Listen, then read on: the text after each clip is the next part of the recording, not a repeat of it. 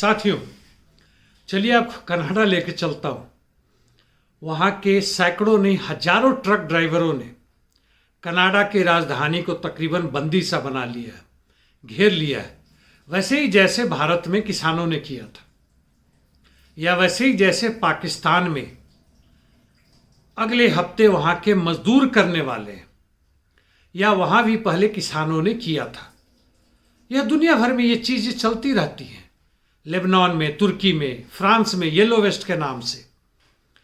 और ऐसे खास मजदूर, एक खास व्यवसाय से जुटे हुए मजदूर यदि आमदा हो जाए, जिनके हाथ में देश की, समाज की आर्थिक व्यवस्था बंधी सी होती है, तो ये सरकार को हिला देते हैं।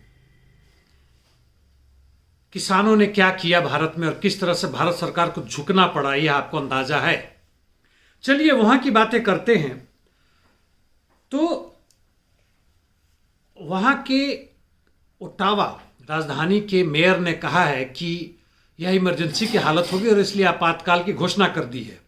उन्होंने कहा कि वहां के जान माल की सुरक्षा में भारी गड़बड़ी हो सकती है, हॉर्न बजाने कांड में गड़बड़ी हो सकती है। जजों ने भी कहा कि भाई कृपया हॉर्न बजाना शुरू किए, हॉर्न बजाना बंद करें।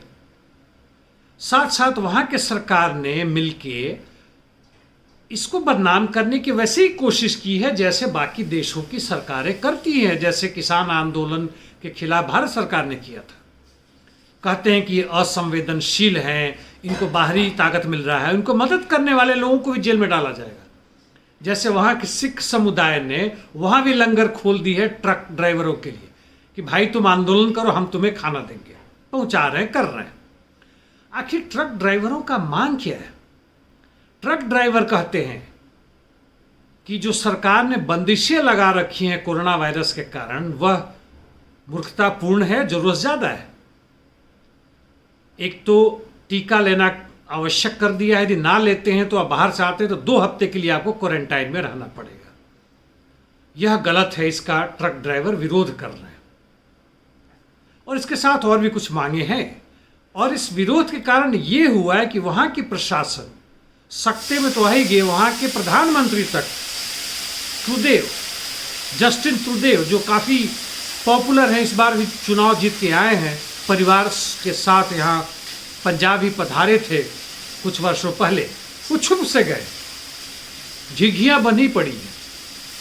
हालांकि उनकी मांगे सरकार अभी नहीं मांग रही है। बातचीत के लिए प्रस्ताव रखा है, लेकिन ना सरकार झुक रही है और खैर ट्रक ड्राइवर्स तो नहीं ही मान रहे।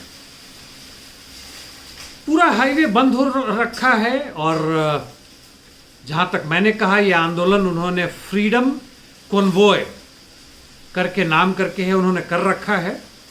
और इस बीच पूरे ट्विटर, सोशल मीडिया, फेसबुक वगैरह पर चल रहा है, कायर जस्टिन ट्रूडेव इस्तीफा दो, कहाँ बिल में छुपे हो, वगैरह वगैरह सबका चल रहा है। और इसके साथ यह बताऊं कि इस तरह के आंदोलन जहां भी चलते हैं,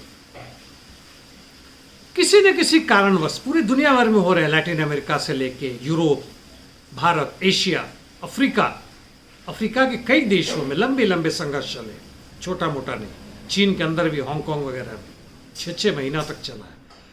लेकिन इसका अंत या तो कुछ मांगों को स्वीकार कर लेती है सरकार, या दोनों तरफ से कुछ सहमति हो जाती है, या आंदोलन बिखर जाता है। जैसे फ्रांस का आंदोलन तकरीबन बिखर गया, येलो वेस्ट। कारण यह है कि इन मजदूरों का मांग सीमित होता है, किसानों का मांग सीमित होता है। CNRC के खिलाफ जो आंदोलन चल रहा था यहाँ के महिलाओं का, महीनों तक चला, कोरोना वायरस के कारण बिखर गया। सीमित है कि CNRC का जो कानून है वह गलत है, उसे रद्द करो, बस। इन सबों में वह जन चेतना नहीं है, वह राजनीतिक चेतना नहीं, राजनीतिक समझ नहीं है, ऐसी क्रांतिकारी समझ नहीं है कि इस तरह की सत्ता को ही उखाड़ फेंको। चाहे पक्ष हो चाहे विपक्ष हो, दोनों अभी की सत्ता जो है, अभी की जो पूंजी के लिए जो सत्ता है, उसकी समर्थक है। उसकी सत्ता को उखाड़ फेंको, यह समझ नहीं है। और इसके लिए क्रांतिकारी पार्टी का होना जरूरी है, जो कि इनके बीच जाए, इनको काम करे, और तब मजदूर वर्ग की एकता और संघर्ष होती है।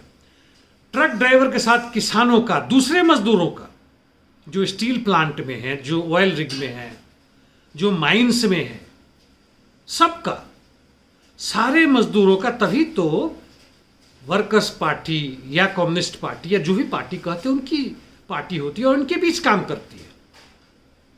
और जब तक यह नहीं होगा साथियों, यह आंदोलन आता रहेगा, जाता रहेगा, खत्म होता रहेगा। कभी फांसीवादी सरकार, कभी अति उग्र दक्षिणपंथियों की सरकार, कभी नरम दक्षिणपंथियों की सरकार, कभी वाम की तरफ झुकते हुए पंथियों की सरकार, यह चलता रहता है। जो बैलेंस ऑफ पावर, कभी सरकार की तरफ, कभी पूंजी की तरफ, कभी उसके थोड़ा सा खिलाफ, यह खत्म नहीं होता। सोचे साथी, सोचे, बहुत सोचे। धन्यवाद।